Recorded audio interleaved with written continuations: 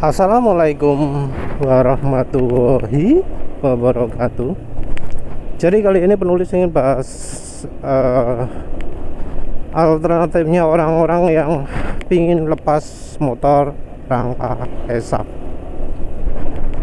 Jadi untuk yang menghindari motor rangka ESAP ya, dan masih tetap ingin punya merek Honda, penulis rekomendasikan untuk tidak beli yang buatan tahun 2020 atau mulai kapan 2019 ya. Jangan beli motor keluaran tahun 2019 atau sampai sekarang ini, karena ya kayaknya kasus tangki mudah karatan itu sudah terjadi sejak 2019. Karena tangki juga karatan, mestinya kualitas logamnya juga sudah lebih buruk, maksudnya logam rangka. Jadi dari sisi dari sisi logam tangki saja sudah turun kualitasnya. Ya mestinya yang rangka dan lain-lain juga sudah turun kualitasnya. Jadi walau sama-sama besi, jangan dianggap sama ya kemampuannya. Ada besi yang mudah karatan, ada yang tidak, walau dalam kondisi belum dicat. Karena perlu tahu bahwa ada yang namanya besi tahan karat ya. Ya, baja tahan karat. Kalau yang baja kuat toh ya, yang fokus sekali ke kekuatan itu kalau nggak salah 20 berapa gitu ya. Nah yang anti karat kalau nggak salah 204 ya. Kalau yang lebih tahan karat lagi yang depannya 3 ya. Kalau yang versi 4 itu fokus kekuatan, bukan fokus anti karat kalau nggak salah.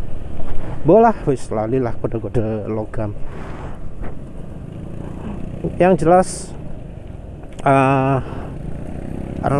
penulis yakin ya logamnya yang di motor Honda itu kualitas anti karatnya turun. Dari logamnya saja sudah turun, sehingga tangki bensin motor Honda keluaran 2019 itu sudah turun drastis ya kemampuannya.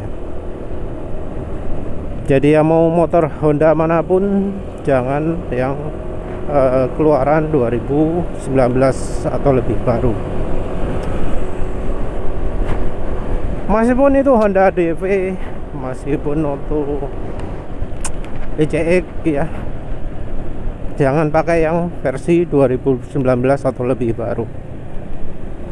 Ya mungkin suka modelnya, tapi ya lebih penting mana antara keselamatan atau model.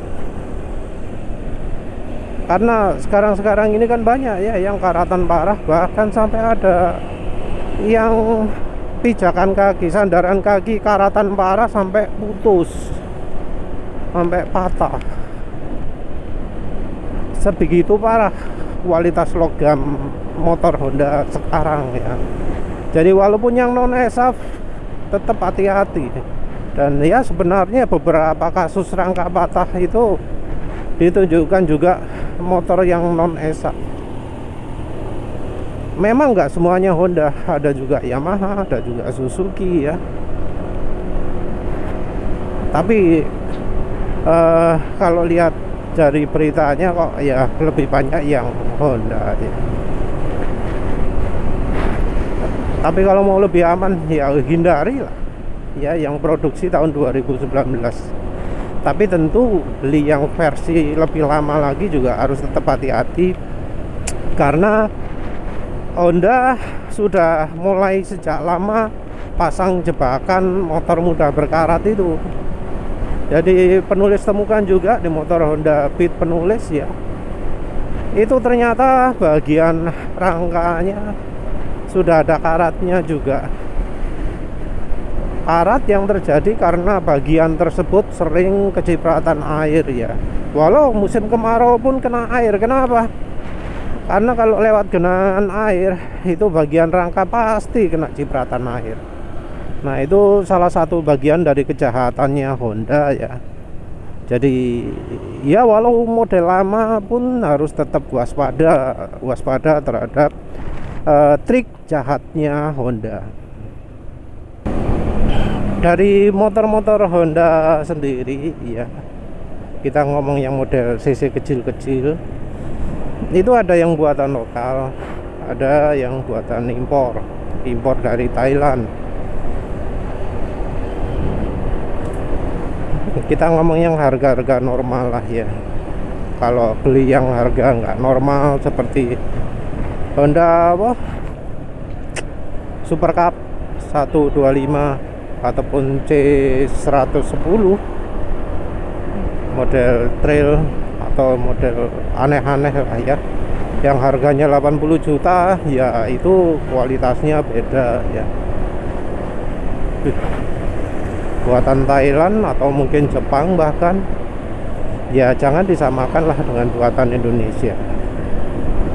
Karena ya yang penggemar Honda sendiri sudah pada tahu lah, antara PCX impor dengan PCX lokal ya, itu kemampuannya beda. Jadi kalau PCX impor itu wes nyaman, enak, masalahnya sedikit ya. Walau mungkin bentuk luar bisa dibilang hampir sama, tapi dari bentuk dalaman beda ya. Tapi ya di Indonesia belum ada yang membandingkan antara PCX yang betul-betul modelnya sama antara impor dan lokal, karena mungkin karena nggak ada orang iseng ya beli yang versi impor, karena harganya memang jadi jatuhnya lebih mahal ya. Mungkin bisa sampai 50-60 juta gitu kalau beli PCX impor ya.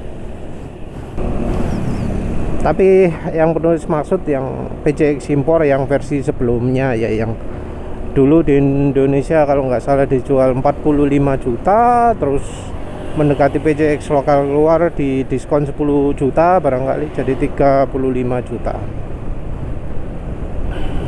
Dan ya banyak lah ya, saat PCX lokal itu keluar ngomong ternyata beda ya dari yang impor. Ada ya yang nyesel menjual PCX impornya karena ternyata beda ya. Dari luar mungkin kelihatan bagus, tapi ya bodinya nggak pas, hati pelang, apa mana saat itu buka tutup bensinnya sulit, apa mana gredek, pemane PCX 150. Problemnya PCX 150 nggak banyak PCX 160 ya. Jadi ya daripada PCX 160 memang masih lebih mending PCX 150. Kalau untuk Vario itu ya, kalau untuk yang buatan lokal keras ya. Jadi Vario 150, Vario 125 yang setelah ada facelift itu keras ya. Kalau yang Vario awet itu adalah Vario Tekno ya. Kalau nggak salah yang awal-awalnya CBS juga impor ya. Awal Vario muncul CBS itu impor. Jadi secara kualitas oke banget. Secara komponen, kualitas part-partnya juga oke banget. Beruntung sekali untuk mereka yang dapat versi impor ya dari Vario. Jadi kalau versi impor ya wis minim masalah ya. Kalau versi lokalnya baru banyak masalah. Kalau PCX ya masalahnya itu tadi. Kalau buatan lokal itu terutama dari komstirnya atau bearing atau laker ya, mau laker roda, mau laker apa jenenge, as apa seringnya, mau CVT nya, mau gearnya, komstir itu ya, bearing yang disetang itu sudah lama memang lemah ya. Entah kenapa, entah materialnya atau pelumasannya embuh lah. Tapi ya wis lah, itu kelemahannya ya. Terus kalau Vario yang menulis tahu kelihatan ya, lampu belakangnya mati. Beberapa motor Honda lain juga lampu belakangnya mati ya, terutama karena suspensi belakang motor Honda lokal itu kualitasnya buruk sekali ya, baik secara teknologi, cara pembuatan atau material. Jadi kualitasnya wah, memprihatinkan. Jadi kalau nemu Vario yang lampu belakang kocak atau lampu belakang mati, jangan heran. Cuma kalau yang Vario sudah lampu LED gini biasanya lebih tahan ya. Mungkin karena secara rangka didesain lebih kuat kali ya. Tapi ya itu keras, patos banget kalau Vario itu. Model impor yang lain itu apa ya, Supra X ya, beberapa Supra X itu impor. Supra X itu kalau misalnya pingin Supra X yang 125 cc ya, bukan yang 110 bukan yang 100 cc tapi 125 cc. Nah, Supra X ini bisa jadi pilihan untuk mereka yang pingin irit. Jadi Supra X 125 itu terkenal irit, untuk mereka yang tahu caranya irit. Jadi kalau sama-sama dipergunakan irit-iritan, Supra X itu lebih irit dari banyak motor lain ya. Apalagi kalau lawan Matic ya. Motor Matic itu ya secara alaminya memang lebih boros daripada motor manual. Kalau pakai motor manualnya RPM rendah. Kalau pakai RPM tinggi ya bodoh aja. Karena penulis dulu itu pernah lihat orang Jepang ya, orang Jepang pakai motor Jepang, pakai ya kon RPM tinggi sekali, gitu ya. Masukin apa sudah kecepatan 40, dia tetap pakai gigi 2. Beda kalau orang Indonesia, kecepatan 40 wis gigi 3, tapi itu orangnya pakai gigi 2. Gereng udah dijarno. Orang Jepang kebetulan kerja di Indonesia. Penulis lihat sendiri soalnya cecer ya, ngerti dewe.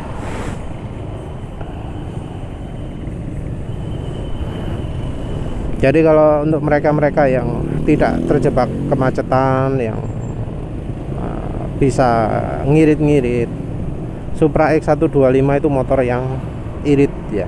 Kalau ada yang ngomong nggak setuju ya bola wis. Mungkin cara nggak motor siji tak ya opo. Tapi penulis tahu Supra X 125 itu irit. Ya tentu kalau dibanding Smash ya, iya.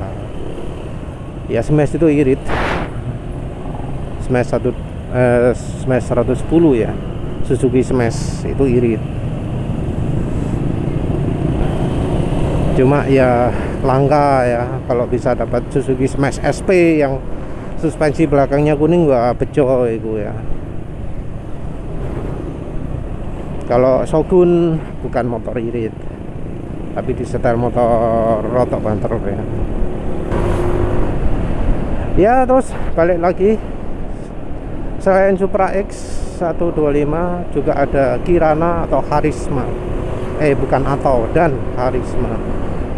Kirana dan Harisma itu merupakan motor yang dikeluarkan Honda ketika sudah terdesak dengan desakan teknologi dari motor Cina.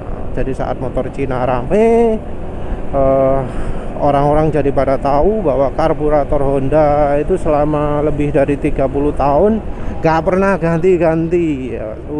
Ponta tak ya. Padahal yang lain pakai merek apa? Mikuni, Kaihin atau apa lah wis mbok. Yang bentuknya wis gak kayak karbune sepeda motor Honda lagi. Jadi motor Honda ini di Indonesia jadi kayak itu ya, kayak motor Hero mungkin kalau di India sekarang yang ngomong teknologi ini kawak ya, tapi motor Hero di India itu laris ya, laris karena dianggap motor irit. Motor Hero 100 cc malah yang awet ya. Orang India itu apa paham realita. Kalau dia butuh motor irit ya belinya motor irit, gak peduli kalau tenaganya. Yang penting jarak jauh bisa irit. Karena mungkin di sana jarang ada kebut-kebutan ya. Bisa dilihat sendiri aja lah, motor-motor yang beredar di sana kan bukan motor yang sangat bertenaga. Karena kalau pingin motor bertenaga mereka nggak bakalan nyari 100 cc, nggak bakalan nyari apa 350 cc pun tidak ya. Kalau orang India itu mau motor kencang ya motor 1000 cc lah, motor 100 cc. Mereka nggak mengharapkan kencang di motor cc-nya kecil, bahkan di motor cc-nya besar pun mereka tidak terlalu mengharapkan. Karena contohnya lah Royal Enfield itu, motornya itu nggak nyaman dipakai kecepatan 100, getarannya luar biasa. Royal Enfield padahal 350 cc. Terus motor Bajaj Dominar itu 300 cc 400 cc mungkin kalau nggak salah ya. Berapa pasti cc ini Bajaj Dominar itu pun konsumennya nggak mengharapkan kencang ya, top speednya ya nggak tinggi-tinggi aman, padahal 400 cc. Mereka butuhnya torsi ya, sentakan bawah, jadi yang dicari jeruk gitu ya, modelnya kayak Harley Davidson gitulah, jeruk gitu ya, apa suka ya. Jadi nyari sentakan nih, bukan nyari top speednya. Tapi kok tadi bahas motor India, balik lagi lah. Jadi saat itu motor Mochin banyak yang teknologinya justru lebih baik daripada motor Honda. Karbu kelihatan sama, tapi ternyata motornya jauh lebih irit dibanding dengan ya Supra ya, dengan Legenda. Zaman itu apa? Astrea apa? Mbuh lali ya. Astrea yang sudah buatan lokal pokoknya ya. Saat itu motor Jepang itu kan kalau bebek ada sayapnya ya, ada tebeng kiri dan kanan. Motor Jepang itu nggak dicat. Sorry, bukan motor Jepang, Honda. Soalnya lah, kalau tebengnya Suzuki itu dicat. Tebengnya Honda, tebengnya motor Honda gak dicat sama sekali, wis betul apa utuhan gitulah ya, utuhan sama sekali gak dicat. Sementara itu motor-motor cloningnya itu malah dicat, catnya juga selevel cat mobil. Nah dari situ mulailah muncul kayak Karisma, Kirana, CS1 gitu ya. CS1 itu muncul untuk menunjukkan bahwa Honda pun bisa kencang ya. CS1 itu 125 cc tapi 125 cc tapi kencang juga. Setelah itu muncul Honda Blade ya. Honda Blade kalau nggak salah impor juga ya. Honda Blade yang awal-awal loh ya, yang belum facelift itu impor juga. Nah itu di setel kencang juga. Jadi Honda Blade setelannya setelan banter kalau nggak salah. Jadi Karisma, Kirana, CS1, Blade yang awal, Blade 100 apa ya lupa. Tapi itu impor Thailand. Terus selain itu juga ada yang versi helm in, ada Supra X helm in, ada Spasi helm in, itu juga impor setahu penulis. Mungkin yang bisa lebih tahu silahkanlah ngelis motor-motor Honda yang impor. Itu ya. Jadi versi-versi impor itu terkenal bebas masalah, terkenal bandel, rewel gitu ya. Banyak yang pemilik Honda yang membantah penulis itu, motor Hondaku awet kok, motor Hondaku sip kok. Ternyata motor Honda yang ia miliki adalah versi impor. Jadi ada yang ngomong Vario Tekno, ya ada yang ngomong Kirana Karisma CS, pokoknya versi-versi impor ditokno kabeh. Mereka nggak sadar bahwa yang mereka punya itu versi impor. Atau mereka itu nggak sadar bahwa yang versi lokal itu kualitasnya jauh di bawahnya impor. Jadi mereka yang memuji merek Honda itu seringnya karena kebetulan dapatnya versi impor. Dan mereka itu bukan orang yang punya versi terbarunya dari Honda. Karena kayak punya Beat Deluxe itu ya, banyak yang mengeluh, terutama dari tenaga yang nggak ada. Padahal rangka sudah dibikin lebih ringan, tapi tarikannya nggak ono. Apalagi untuk mereka yang menggunakannya untuk pegunungan ya, yang versi Deluxe sama sekali nggak kuat nanjak. Sampai ada yang bro yang email-emailan khusus dengan penulis gimana caranya cek motor banter ya, penulis tawari pro kapasitor, dan ternyata memang sangat membantu. Terus sama mekaniknya juga di setel khusus gitu ya. Tapi ternyata setelannya mekanik belakangan membawa masalah karena ternyata sepertinya timing pengapiannya dimajukan. Caranya kayak apa, mungkin cuma mindah posisi pulser atau apalah ya, mungkin terlalu maju padahal bensinnya pakai pertalite, sehingga akhirnya mesinnya macet. Ketika dibongkar katanya sih setang pistonnya bengkok ya kalau nggak salah. Ketika dibongkar ditunjukkan kondisi pistonnya, permukaannya sudah kayak bubur.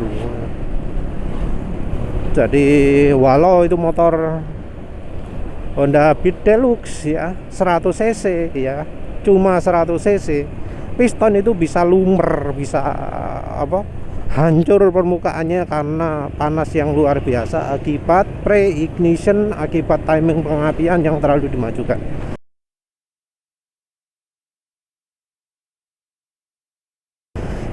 Kalau menurut analisa penulis seperti itu, karena motornya sandar, gak ono apa-apa, pokoknya ini dirubah apanya gitu sama mekaniknya, jadi emang enak tarikannya gitu. Jadi enak tarikannya, tapi ya itulah, jadi bubur nih, ngeri ya. Apa mana sing versi impor? Kalau motor lagi kayak lokal KB. Kalau motor lagi, penulis rekomendasikan beli Verza aja lah ya. Verza itu lebih minim masalahnya daripada kalau beli CB. Minim, nggak ada kejadian mesin mati ketika hujan-hujan, nggak ada per yang lepas, nggak ada gear grimpis, gear dalam mesin yang grimpis, yang bocel gitu. Apa mana, nggak ada peristiwa AC dalam mesin itu oblak, sehingga bukan cuma oblak tapi juga nggak senter, jadi melewot gitu ya bagian dalaman, sehingga ketika dikopling jadi gludak-gludak. Minim yang Verza itu sedikit lebih kuat lah ya, penyakit glodakannya nggak separah yang di CB 150, kecuali kalau misal memang bisa hoki dapat CB dari orang yang sudah menyembuhkan semua penyakitnya. Karena ya kalau sudah disembuhkan semua penyakitnya, motor lagi relatif lebih minim masalah ya daripada yang versi matic lokalnya. Karena kalau versi matic lokalnya itu biasanya ya stamp PT pabrikan Honda ini sendiri yang kualitasnya sangat rendah ya. Apa mana? Motornya Verza. Apa ya? Kalau motor Honda bebek, apa ya? Motor Honda bebek itu mulai dari Suprafit X-New ya, menulis rekomendasinya. Suprafit X-New itu walau materialnya rada yopo, tapi secara model wis lumayan lah. Kelemahannya Suprafit X-New ya sama dengan motor Honda lain, bearing-bearingnya itu lemah, kom setirnya lemah. Terus kalau model bebek, perhatikan juga bahwa nyetel rantai itu jangan sambil disandar tengah ya. Nyetel rantai harus dalam kondisi dinaiki oleh pengendaranya. Karena apa? Karena setelan rantai ini itu kalau nggak gitu terlalu kencang. Kalau terlalu kencang dalam waktu 1 km rantai itu jadi molor. Jadi harus betul-betul diperhatikan bahwa kalau ganti semua part ya, itu mulai dari gantinya itu harus posisi dinaiki ya. Jadi nyetel kerenggangan rantainya harus ketika dinaiki, jangan ketika sudah jalan.